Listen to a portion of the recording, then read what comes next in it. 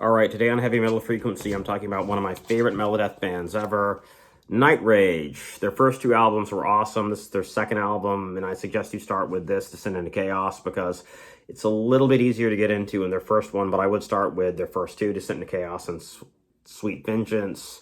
This was started by Gus G and a death metal guitarist named Marios, who was in Exhumed, and so they started this melodeath band. It's a little more to it than like an old school Gothenburg type band, a little more advanced than that. There's some bits of thrash and black metal and stuff. The drumming is awesome on here. The opening track, Being Nothing, has some like thrash and black metal touches, some blast beats, some thrash guitar, but it still has a lot of the melodeath catchiness. Thomas Lindberg's vocals are amazing. I found out about this band because I used to get a metal magazine called Pit, and one of their anniversary issues came with a CD that had some songs by Nightrage and Swallow the Sun on it.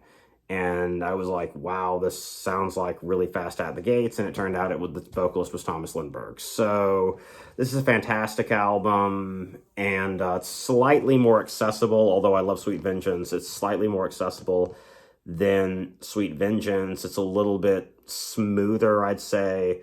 And so I suggest starting here. Everything's excellent here. The guitar solos, Gus and Marios are awesome.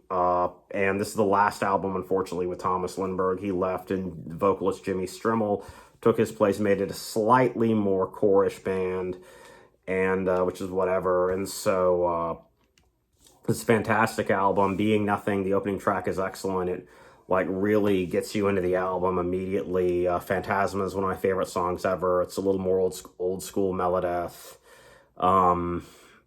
The other stuff's really cool. Frozen has a really nice intro with a phaser pedal, and Michael Stahn from Dark Tranquillity has some like operatic vocals on it in the background as a backing vocalist kind of. It's really, really cool.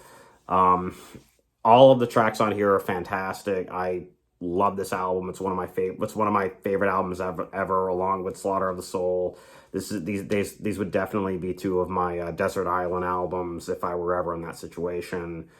And so I highly suggest you pick up a copy of it. I suggest just sitting down and listening to the whole album at once. It's fantastic. The only thing that I dislike about this would be that the Japanese bonus track, Black Skies, is not permanently on the album, because I love that song. Also, there is an extended version of Frozen, which is really cool. It's got like a little guitar fill before the solo, and they released that before, I think it was before this album came out, and it's excellent, and that little guitar break would be cool on here. But I love this album, I love this band, and I'm doing their first album next. Thank you.